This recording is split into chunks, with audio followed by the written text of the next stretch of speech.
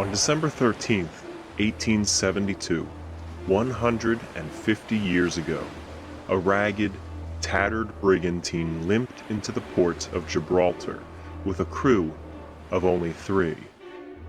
This was the Mary Celeste, one of the most infamous vessels in history, and had been salvaged by these 3 men from the sailing ship De Gratia after the Mary Celeste was found adrift in the mid-Atlantic Ocean. What happened to the captain, his family, and the 7 other crewmen on board remains a mystery to this day.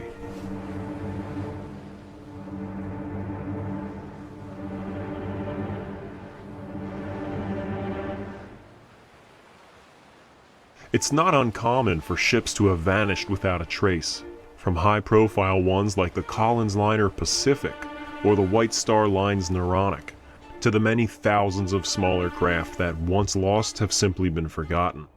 But really it is uncommon for a ship's crew to have completely vanished without any sign of struggle or peril, and for the ship to be able to continue on adrift in near perfect condition. It's a story that's been told and retold countless times, and written and rewritten just as often.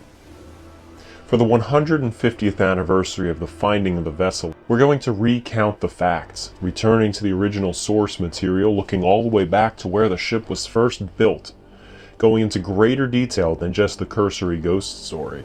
We're looking back at the true, full story of this bizarre, unlucky, historical ship.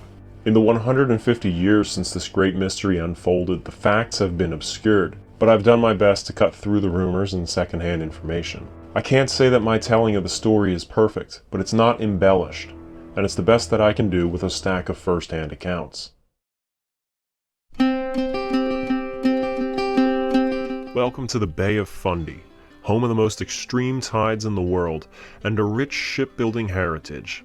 It was the birthplace of over 1,000 ships from the early 1800s onward, most of which were successful yet humble coastal schooners, plying local waters and never getting into any sort of trouble. However, nearly 100 of these vessels from this shore have vanished without a trace. The story of the Mary Celeste begins in 1860 with a Nova Scotia man named Joshua Dewis. Joshua Dewis was a local man, having been born in the town of Economy, and was one of the early shipbuilders of the Minas Basin on the Bay of Fundy. He mainly built smaller schooners meant to bring goods to and from the marketplaces of the population centers around the bay, such as Kentville or Parsboro. These were mostly smaller craft, primarily smaller than 100 tons, but as shipbuilding around the bay evolved, so did the size of their crafts. By 1860, Dewis was looking to both relocate and expand his craft. He moved from Economy down to Advocate Harbor on nearby Cape Door, seeking a new location to build his shipyard. Advocate Harbor was already a proven shipbuilding town, but the nearby town of Spencer's Island offered a couple unique advantages. Spencer's Island is actually on the mainland. It's not an island. It's a town named after this island out here, which is called Spencer's Island.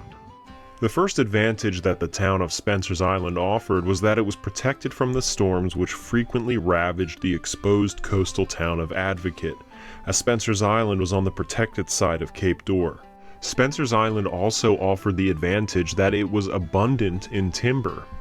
While the shipyards of Advocate had already deforested much of the land immediately around the town, Spencer's Island was forested right up to the shoreline. In fact, as the slipway was laid on the beach and the frame of the first vessel was being built, the yard workers were still within earshot of the lumberjacks harvesting the timber. It was also a tight community, mostly related to each other through blood or marriage. The majority of the woodlands near Spencer's Island were owned by 2 brothers, Jacob and Isaac Spicer, who lived in Spencer's Island. And it just so happened that Jacob Spicer and Joshua Dewis's wives were sisters.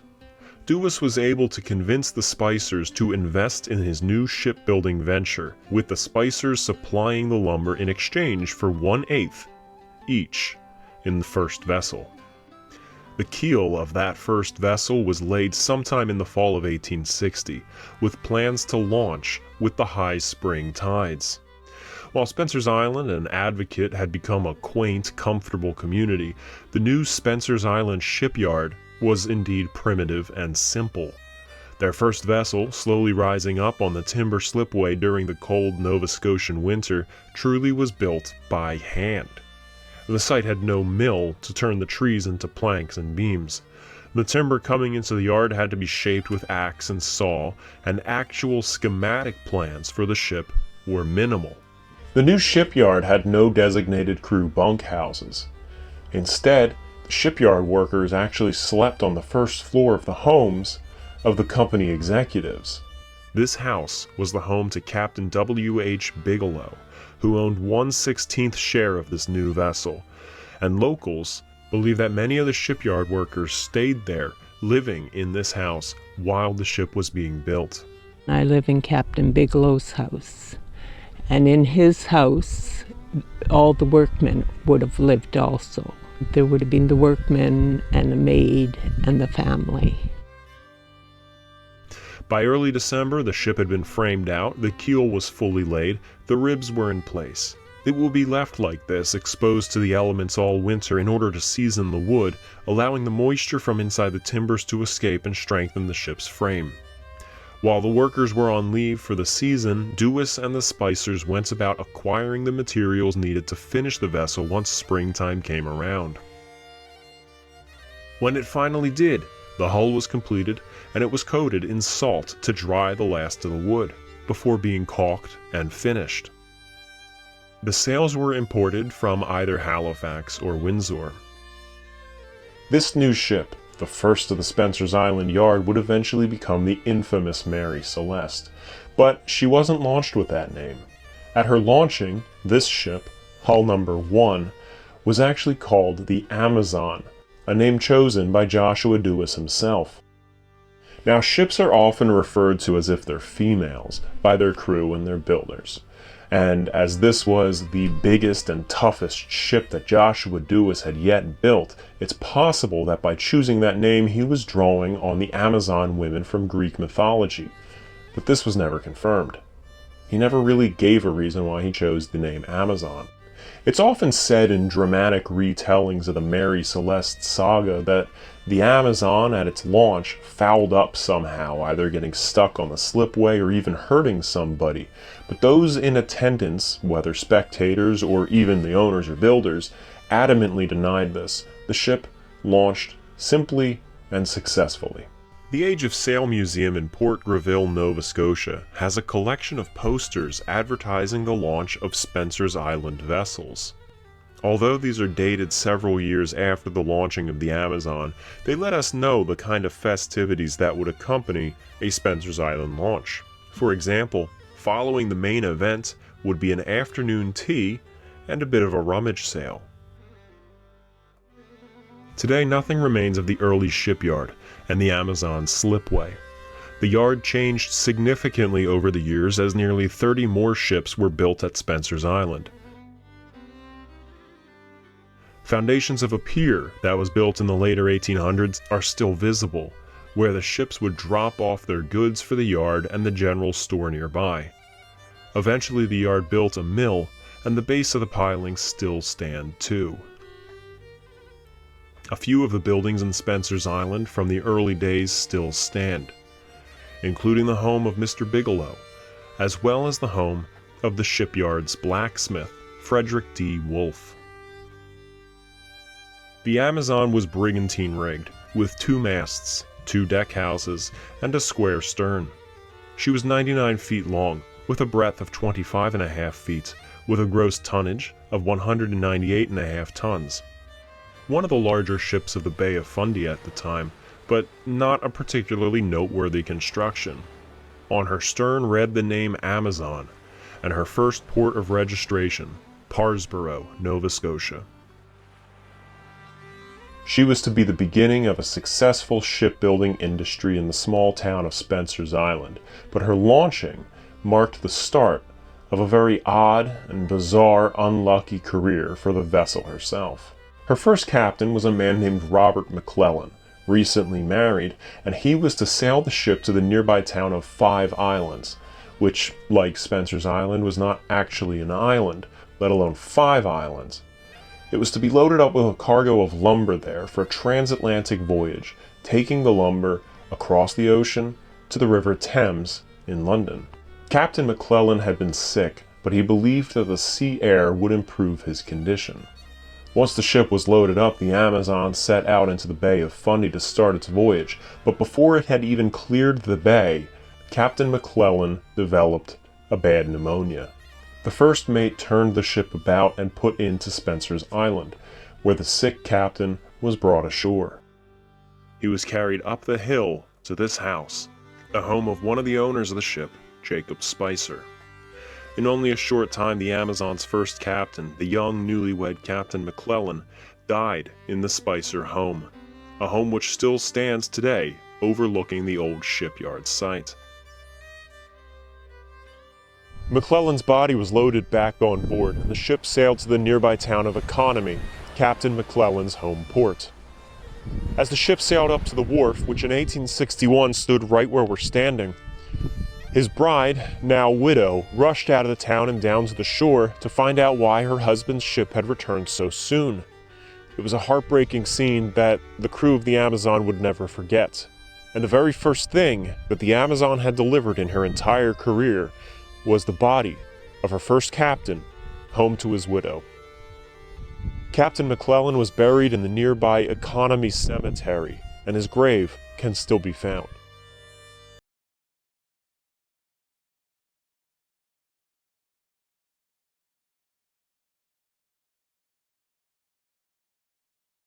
A captain named Jack Parker took over command and would take the ship to London as initially intended. However, before striking out across the Atlantic, the ship put into Eastport, Maine, at the mouth of the Bay of Fundy, where it snared on fishing wires, needing to sit at anchor for some days until repairs were made.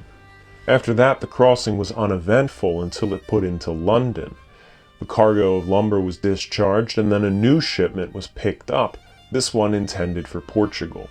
She sailed down the River Thames and out into the Strait of Dover, where she collided with a British brig. The brig heaved and began rapidly sinking, with her crew abandoning it as quickly as possible. After assessing that the Amazon would stay afloat, the brig's crew climbed aboard. Thankfully, all survived the wreck of the brig, and her displaced crew was dropped off by the Amazon in the town of Dover, while the Amazon was repaired for a second time. The cargo was dropped off in Lisbon, and shortly after sailed to Marseille in November 1861. The earliest known image that we have of the Amazon is this painting, allegedly painted by a local maritime artist named Henri de Pellegrin, and it was painted while the ship was here in Marseille. For years, the ship uneventfully plied the Atlantic, sailing the Mediterranean, importing and exporting goods from the West Indies, and frequently returning home to Nova Scotia under a new commander named Captain William Thompson.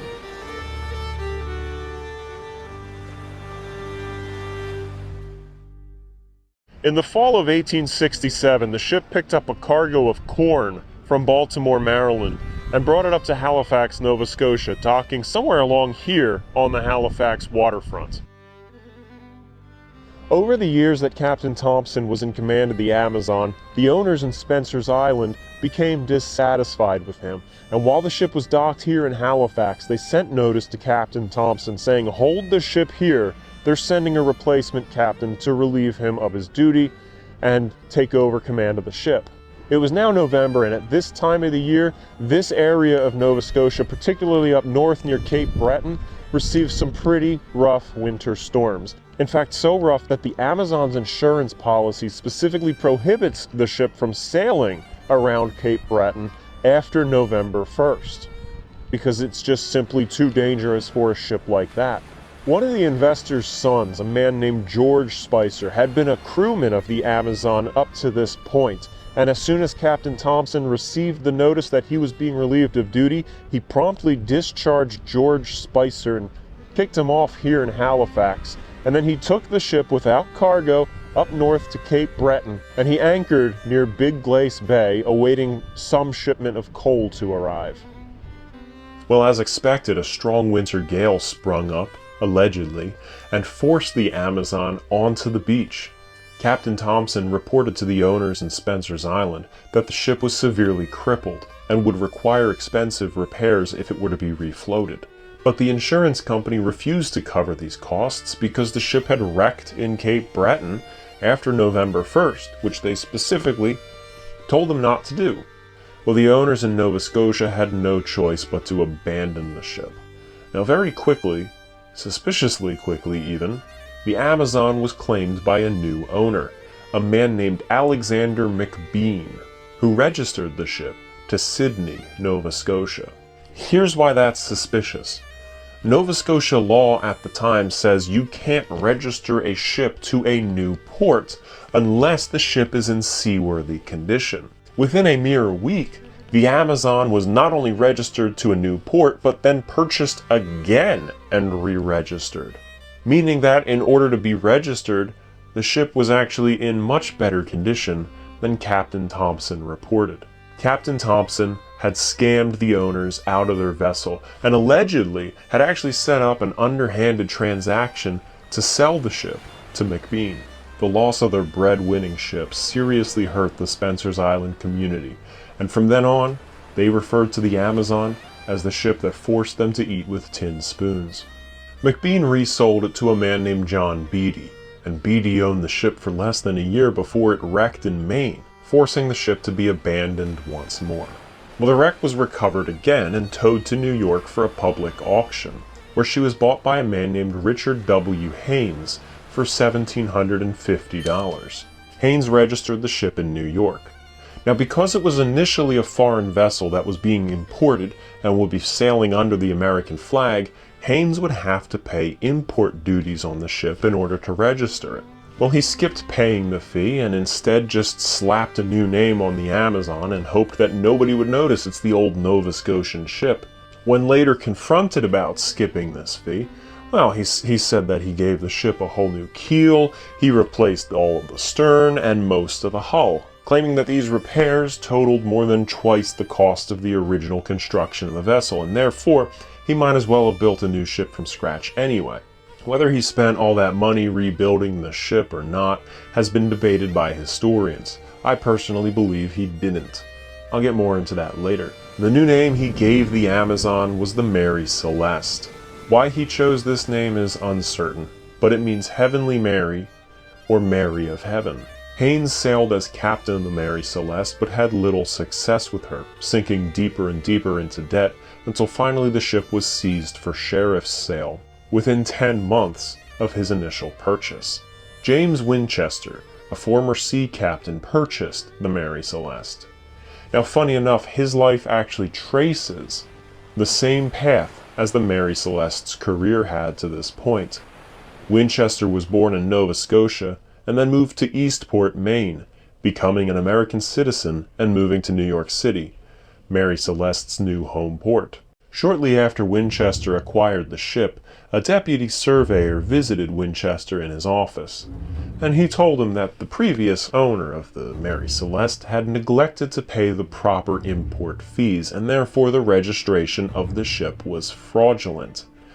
Now, clearly Winchester was an innocent party to this fraud, so if Winchester paid the man the cash for the import fees right then and there, the case would be dropped and he'd be spared jail time. In case you can't recognize it, this is pure blackmail, and Winchester called him on this. Well, the survey decided to push the case and attempted to legally seize the vessel. Winchester fought him in court and eventually won. Then came the next problem for Winchester.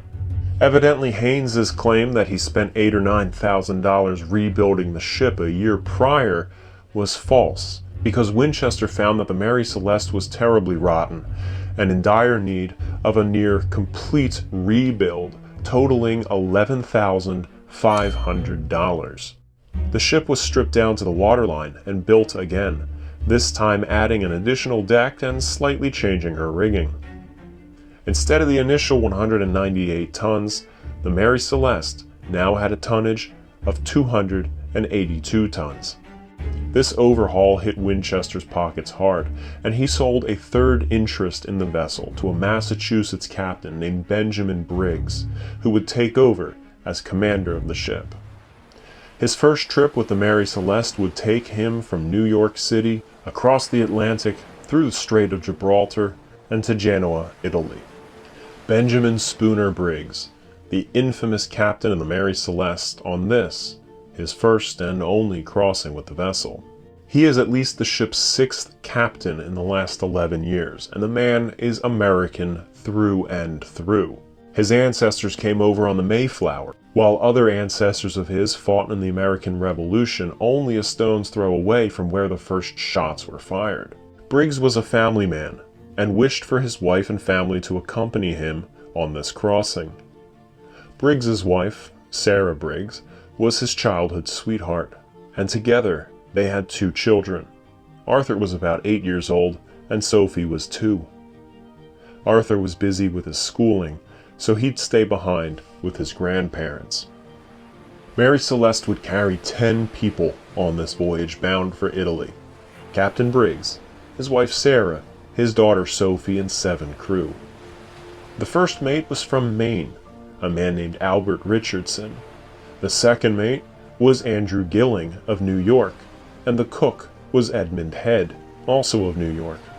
Like the ship's first captain, Robert McClellan, Mr. Head had married just shortly before the voyage. The other 4 crew were all able-bodied sailors, and all from Prussia. 2 were brothers, Folkert and Box Lorenzen, then Arian Martins and Gottlieb Godschad. Briggs's first impression of the Prussian sailors was that they were good men and sailors, but perhaps not the smartest. On board was also the ship's cat, whom young Sophie affectionately referred to as Pooh-a-Pooh. Don't know why. The Mary Celeste sat tied to the New York pier through October and into November of 1872, preparing for this trip to Italy. The pier was Pier 50 on the East River. Now, in the early 1900s, the New York City piers were mostly rebuilt and renumbered. Pier 50 at the time, the spot where the Mary Celeste laid in wait, was at the foot of Barrow Street. For a few days before departing New York, the Briggs family called the Celeste their home while still moored at Pier 50. With his wife and daughter there, it was a cozy ship. They regularly played music on their melodeon, which they brought with them, wrote letters to friends and family, and on one day entertained Sarah's brother and his wife. As comfortable as it was, Briggs still missed his son, and thought on more than one occasion of sending for him and telling him that he could skip the rest of the school year and accompany them on this voyage. 1,701 barrels of alcohol were taken aboard and stowed in the ship's hold. The barrels were laid on their side with pieces of wood wedged between to prevent rolling. Alcohol is one of the more dangerous cargoes to transport. If not properly vented, fumes could build up. Tuesday, November 5th, was the day that the Mary Celeste would set sail, being towed from the pier, but winds and fogs prompted Captain Briggs to anchor off Staten Island for 2 nights until the weather cleared. In this time, Sarah Briggs wrote one final letter home to her mother-in-law. 2 days later, the weather cleared, and the Mary Celeste raised anchor and set out into the Atlantic. There's another ship sitting nearby, only a mile away from Pier 50 in Hoboken, New Jersey. The Dei Gratia, a similar vessel in many ways. She was a similar construction, a similar tonnage, and also sporting a Latin name, this one meaning the grace of God. She was to sail along the same path, bound for Genoa, departing about a week after the Mary Celeste. The Dei Gratia was also built on the Bay of Fundy, but on the south side, at Bear River, Nova Scotia. However, unlike the Mary Celeste, the Dei Gratia was still registered to Nova Scotia, and still had a Nova Scotian crew under the command of a Captain David Morehouse. It is rumored that Captain Morehouse and Captain Briggs of the Mary Celeste were friends, but this can't be substantiated. The Dei Gratia departed Hoboken on November 15, 1872, with a cargo of petroleum, 8 days and 1,200 miles behind the Mary Celeste. From the moment they set off, they encountered rough seas and stormy weather every day of the trip, staying battened down the entire time and keeping their hatches securely fastened. The Mary Celeste made good headway, but would have experienced the same exact storm that the Dei Gratia was sailing through. On November 25th, the Azore Islands were spotted, about 20 days after setting sail. It poured rain, the winds howled, the ship creaked and groaned as it tossed in the gigantic swells. The poor 10 people on board were thrown about inside the ship, as was the volatile cargo in her hold. The Dei Gratia encountered this storm on its crossing, reaching the Azores at the beginning of December. While the Celeste sailed to the south of the Azores, the Dei Gratia sailed to the north, and their paths reconverged after the islands. In the afternoon of December 5th, Captain Morehouse spotted sails, about 5 miles off the port bow, slowly approaching them. He looked through his glass and saw no one on the deck. More specifically, no one at the helm. The sails were unkempt. The ship was drifting erratically. Captain Morehouse knew something was very wrong. The crew of the Dei Gratia tried multiple times to hail this mystery ship without any success, until finally Captain Morehouse ordered his first mate Oliver DeVoe and second mate John Wright, accompanied by seaman John Johnson, to take one of the Dei Gratia's boats, row over, and investigate this odd ship. The Dei Gratia approached this vessel cautiously, until it was close enough for the sailors to row over. Johnson stayed on the rowboat while the 2 mates climbed aboard, finding no one at all on deck. Here's where fiction often takes over the story. Many popular retellings will claim that the Mary Celeste had maintained her course perfectly with no one on board. Some tellings will also say that the logbook of the ship was kept until the very hour that the Dei Gratia found the ship. They'll also say that fresh, hot food was still sitting on the dining tables. No, none of that's true. But in order to understand a clear picture of the finding of the Mary Celeste, we have to know what is true. Here are the simple facts as originally reported by the crew of the Dei Gratia, before they started changing it. We'll get to that later. On approaching the ship, First Mate DeVoe noted that the sails were tattered, out of order, and hanging ragged. There was indication that some of them had hastily been pulled down. Absolutely nobody was on board. There wasn't even sign of the ship's cat. A portion of railing on the port side was missing. The first thing that the first mate DeVoe did was check to ensure that the ship's pumps were still functional. They were in perfect working order, but 3.5 feet of water was sloshing about inside the holds of the ship. DeVoe then went into the cabins and found that everything was soaking wet. Many of the windows on the deck houses were covered in boards and canvas, indicating that the Mary Celeste's crew had battened down for shelter during the storms. However, the cabin's skylight was propped open and letting rainwater in, the obvious source for everything getting soaked. The beds of the captain and family had been slept in, but weren't made. Now this is pretty significant. Certainly Sarah Briggs would not go too long in the day without having made those beds, meaning that Celeste's crew had departed the ship early in the morning, shortly after waking up. Chillingly, the impression of the 2-year-old Briggs girl was still plainly visible on the bed. Nearly all of the belongings of the captain, his family, and crew had been left behind. They didn't find any belongings of the Lorenzen brothers, but this is because all of their stuff was lost in a shipwreck earlier that year. When they boarded the Mary Celeste, they didn't have anything. The ship still carried enough food and water to last for the rest of the voyage and then some. In fact, nothing was really missing except for what had been consumed in the first few weeks of the trip, as in nothing substantial was taken with them. The ship's log had been filled in up until November 24th, 10 days prior to the discovery of the ship.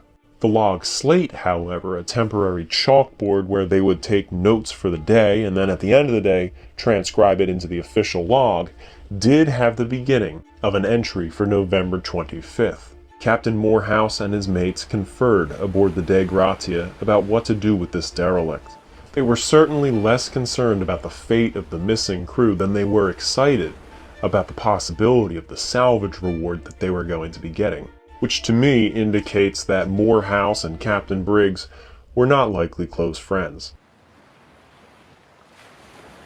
They certainly couldn't tow the ship to port, but First Mate DeVoe was convinced that the Mary Celeste was in near perfect shape and could easily be made ready to sail again. Captain Morehouse agreed, leaving the Mary Celeste in DeVoe's command, and gave him 2 men, one of the boats, navigational tools, and whatever provisions they could spare. Within a few hours, DeVoe and his men had the Mary Celeste in functional order, and the Dei Gratia continued on to Gibraltar. By that evening, the Celeste was underway as well, having been pumped out and replacement sails found on board. First Mate DeVoe, now captain of the ghost ship, had maintained the ship's log going forward on the voyage to Gibraltar. He also used the log slate, inadvertently erasing Captain Briggs's handwritten notes for November 25th, and that is now lost to history. Another storm whipped up, and the Celeste held off an extra day while waiting for the weather to clear before entering the Strait of Gibraltar, only 1 day after the Dei Gratia. For a small crew of 3 men to have repaired a derelict vessel at sea and sailed her 600 miles partly through a storm, and bringing her and her cargo safely into port in only 1 day more than a fully functional vessel, is no small feat.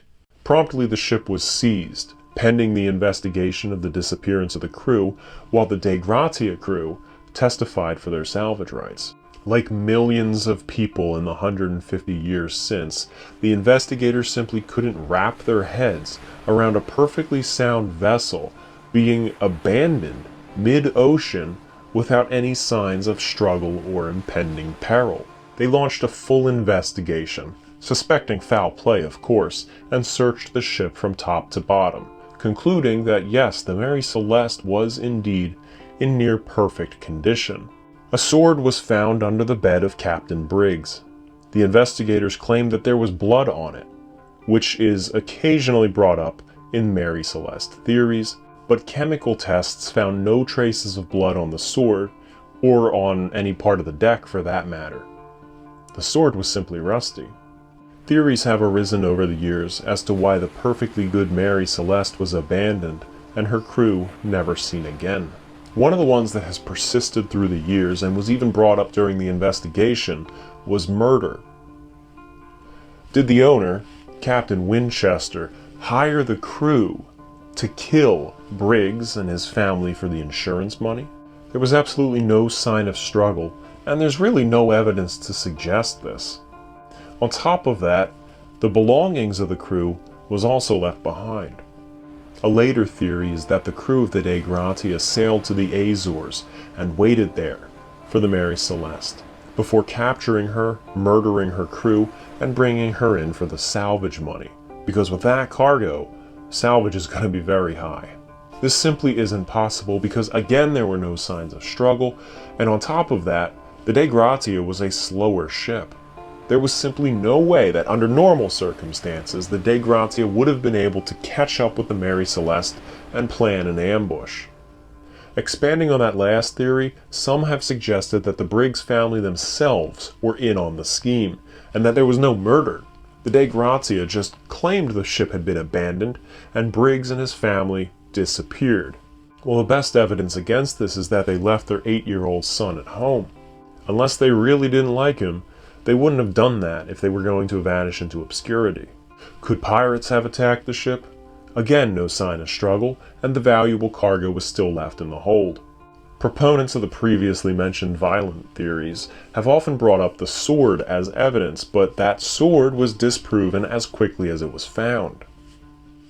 Other theories have arisen over the years, including some of the more bizarre ones, such as underwater earthquakes or waterspouts hitting the ship, causing it to rapidly flood, the crew to panic, and abandon it. Not only are they far out there and highly unlikely, but they're also instantaneous. They would either completely destroy the ship in a near instant, or they would pass quickly and leave the crew to realize that yes, they were damaged, yes, they took on water, but they're not sinking, and they don't need to abandon the ship. An anonymous author wrote in 1884 that the ship was carrying passengers, which it wasn't, and one of them went crazy and killed almost everyone on board. The name of the ship was the Marie Celeste, a misspelling that continues to this day sometimes. The anonymous author turned out to be none other than Arthur Conan Doyle, creator of Sherlock Holmes. The story was meant to be fiction, but it did rekindle the interest in the mystery. Other theories have also been suggested, such as sea monsters or aliens or something to do with Atlantis. I won't bother explaining those, but they are pretty funny. I walked you through those alternative theories to lead you to what I think is the most likely scenario. Precisely what transpired aboard the Mary Celeste, no one will ever know. The witnesses are long gone. The evidence is long gone. And the more that time elapses, the muddier the story becomes. With all things considered, let's review what I think is the most likely scenario. 1,701 barrels of alcohol are loaded into the hold of the Mary Celeste at Pier 50, New York. It had been a cool few days in New York City leading up to departure and through its brief Staten Island anchorage, as the alcohol sat in the ship's holds. On November 7th, the Mary Celeste left the harbor behind and made its way into the Atlantic, encountering rough storms not long after. The storms threw the cargo of alcohol around in their casks, while the storm also brought atmospheric pressure changes. Once the ship hit the Gulf Stream and approached the European side of the Atlantic, the temperatures warmed. All this leads to an excess of fumes coming out of the casks, either directly out of cracks and leaks, or seeping through the wood itself. It was common practice during good weather to open the cargo hatches and ventilate the holds. We see on the Dei Gratia, for the entirety of the storm during their first week or so of the voyage, they were forced to keep these cargo hatches closed. Mary Celeste likely had to as well. There are several instances in the Celeste's log where rumbling is noted in the cargo hold. They were well aware that the alcohol fumes were building up. On the morning of November 25th, Captain Briggs awoke to find a break in the weather.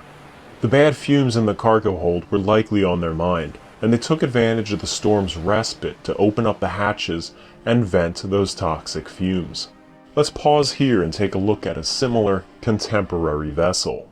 The Julia A. Halleck was carrying a large shipment of petroleum when her crew noticed that the barrels were rubbing together, causing friction, causing fumes. When ships like the Halleck finally vented their cargo holds and let out that buildup of these fumes, it wasn't uncommon for a great groaning to be heard all throughout the ship. To an almost imperceivable degree, these fumes were in fact inflating the wooden vessel, and as the fumes were relieved, the ship creaked and deflated. With the Mary Celeste venting off perhaps 2 or more weeks' worth of alcohol fumes accumulated in the large cargo holds of the ship, the vessel doubtlessly groaned and wailed for some time, no doubt causing alarm among the crew. Other things may have happened on board as the plumes of alcohol filled the air. The oil lamps may have flared wildly. Headaches and weariness may have quickly befell the crew. But what might make a grown man feel sick for a bit could be significantly more harmful for someone smaller, like a 2-year-old girl. Captain Briggs was now faced with a terrible choice: put his family and crew in a small boat and hope for the best, or stay on board the larger vessel and risk the fumes and even a potential explosion. Captain Benjamin Briggs was not a fool. He was a reasonable man with a cool temper, who got along with his crew and with the presence of his wife and his daughter, he certainly wasn't going to take any risks that he didn't deem necessary. Whatever their reasoning, Captain Briggs chose the latter, and the ship's boat was put in the water on the leeward side of the ship, the port side, as the hull continued to creak loudly. A portion of railing was removed to do so. The bare necessities were collected, and whoever rummaged through the cabins for them hastily opened the skylight while they were in there, letting out the accumulating fumes that made their way up. They probably expected to be in the boat for no more than a few hours, and some of the sails were hastily dropped. In fact, some of the sails were not even rolled up, they were just dropped on the deck. They didn't take down all the sails, though. There simply wasn't enough time. A line was attached to the little boat, and the Briggs family climbed aboard. The entire crew accompanied them, putting as much distance between them and the ship as their 300-foot line would allow. They needed to get away from the fumes. They needed to get away from a potential explosion. Archival weather reports for that part of the Azores indicate that shortly after that break in the weather in the morning, rain squalls and winds quickly whipped up. The remaining sails still flying on the Mary Celeste would have brought the ship up to a quick speed if caught by the wind just right, and the crew on the rowboat would have had no way to pull themselves back to the ship. They would have been battling against the wind as the rain and the rough seas quickly swamped the boat. Had they kept trying to pull themselves to the now speeding Mary Celeste, their boat would have been wrecked in the process. Had they cut themselves loose and tried to row to the nearby island of Santa Maria, a mere 6 miles away, well, records show that the wind was blowing strongly against them, out into the open sea. They were hopelessly doomed. A lifeboat adrift, if the Mary Celeste's crew had survived long enough to be adrift, is not easily found, especially in that era. 2 decades prior, the steamship Arctic went down in the North Atlantic, with lifeboats full of passengers and crew rowing away into the fog and simply never having been found. The Mary Celeste had an 8 to 10 day lead on the Dei Gratia, and it took 8 to 10 days from the time that the Mary Celeste was abandoned for the Dei Gratia to find her, flooded with nearly 4 feet of water in the holes, which came in through the opened cargo hatches. The Mary Celeste drifted 378 miles east from her abandonment when the Dei Gratia found her, but her exact path is unknown.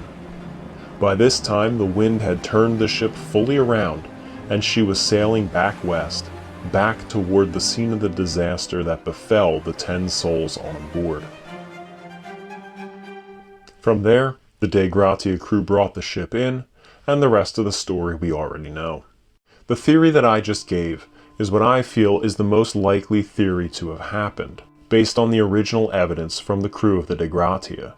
It is not my own, save for some of the details filling in some of the loose ends, but instead it's a theory that's been around for some time, first being suggested by one of Briggs's own relatives, Dr. Oliver Cobb. It's realistic, it's practical, and according to Occam's razor, the simpler theory is often the more likely one. As the Dei Gratia's crew testified, later in the day they started to detect the suspicion that the court was casting on them, and they started to elaborate on their stories. Were they being truthful and giving new information that had just returned to their minds and they just remembered? Or were they trying to tell the court what they thought they wanted to hear and deflect scrutiny? New claims arose, such as finding a disassembled water pump on the deck, or a sounding rod that had been improvised and dropped there as well. This would imply that the ship was taking on water rapidly, and the crew of the Mary Celeste panicked, realizing they couldn't save the ship and had to abandon it. This is contradicted by the simple fact that the Mary Celeste did not sink. Captain Winchester, the owner of the Mary Celeste, came to Gibraltar to claim his ship and to provide a new captain to complete the voyage to Genoa. Upon his arrival, he was promptly given a bill for the investigation, the salvage, the holding of the ship, and any other conceivable expense they could think of. He didn't object to the more reasonable costs, such as the salvage fee, but he refused to pay for the investigators' time, especially since they were dragging on for months. In the end, the De Gratia's crew was paid a salvage fee of 20% the value of the vessel. The cargo was found to be in good order and intact, although some leakage may have occurred. Finally, after all was said and done, it was delivered to Italy under a new captain. The court proceedings were not concluded until March 1873. No doubt the story of the Mary Celeste and its salvage was big news all across its home province of Nova Scotia, but the story was quickly replaced by the wreck of the White Star liner Atlantic, crashed on the rocks near Halifax, Nova Scotia on April 1st, 1873, less than a month after the conclusion of the Celeste investigation. After the Celeste returned to New York in September 1873, Winchester promptly sought to sell it, but the haunted reputation of the Mary Celeste was so widely publicized that nobody would go near it. Finally, it was sold, at a loss, to a firm called Cartwright and Harrison. With them it sailed for 5 years, mostly in the West Indies. In 1879 she was hired to carry a shipment of horses around Africa, but they fell ill and few survived the voyage. That same year, while sailing around St. Helena, her captain fell ill. The ship docked, and the captain died only a few hours after. The third captain to meet an unfortunate end while engaged with the vessel. Again she was sold at a loss, this time to a man named Wesley Gove. After 4 years of losing money, the captain and the owner cooked up a scheme to intentionally wreck the ship in 1884. The cargo was overinsured, claiming it was worth around $25,000, when in reality it carried only a few worthless things, as well as a shipment of spoiled liquor.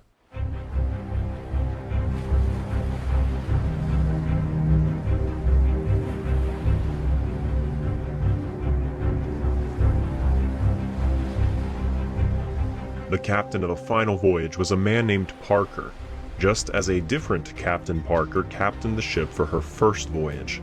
When they set sail for this voyage, he let the crew in on his plans to wreck the ship. While most of the crew were not in on the insurance scheme, they seemed to have gone along with it under the impression that the Mary Celeste was an evil ship that needed to be destroyed. The plan was to run the ship aground on Turk's Island against the rocky cliffs.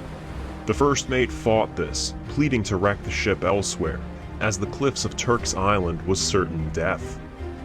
Parker relented, and they agreed to run up on the nearby, well-marked reef. The Celeste flew full sail, gaining speed as the ship neared the reef. The sea sprayed in her wake, and the sails billowed. The masts and the beams creaked as the ship soared forward. The crew braced themselves, holding on tightly as they raced up onto the reef.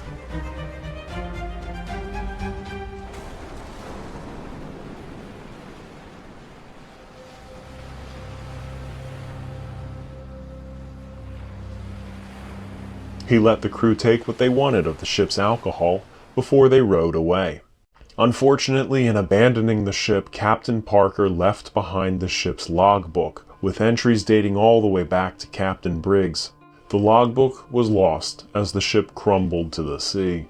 Everything that we do know from the log, including the stuff that I was mentioning earlier, is all stuff that was quoted in the transcripts of the Mary Celeste inquiry of 1873.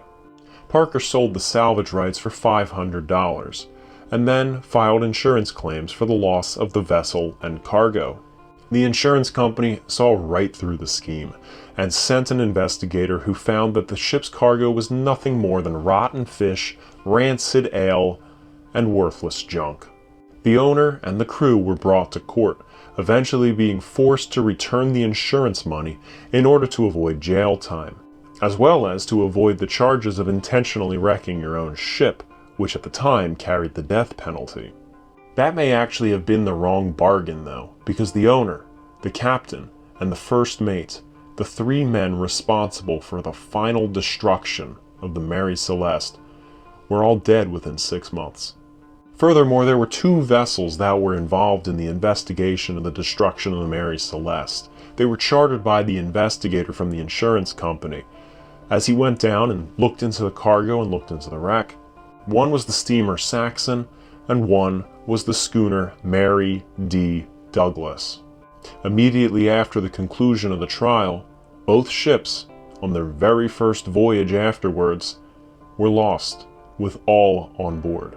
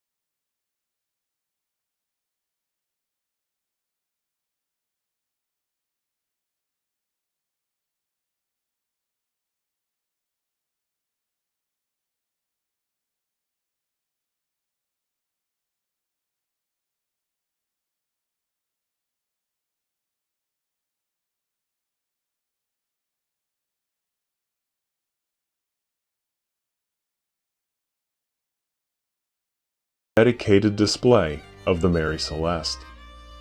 You can find out more information by visiting our website at ageofsailmuseum.ca or following us on Facebook. The Mary Celeste has become synonymous with the very idea of a ghost ship, being the first ship that people think of when they hear the term. The unusual circumstances, the near perfect condition of the derelict, and the odd, extended career of this vessel has a hold on our imagination that has lasted for generations and likely will for some time. If you've enjoyed this video, consider subscribing to my channel. I often dive into subjects of maritime history or ghost towns and frequently tell tales of adventure and exploration. And as always, a special thank you to my supporters on Patreon, especially Marlo Perez, Kelly Black, Kaiser Wilhelm II, Trent Greger, Zach Richards, Donald Anderson, Cody Henricks, Joan Haynes, Sean Kimball, Glenn Biddiscombe, Rob M., Amos Mayhew, Corey Andrews, Nicholas Masella, Zolt Bognar, Cole Tanik, Sophie Baber, Jakob Martin Hansen, Stephen Schwankert, Rob, Oliver Chin Chen, John Holland, John Miluski, and David Watipka.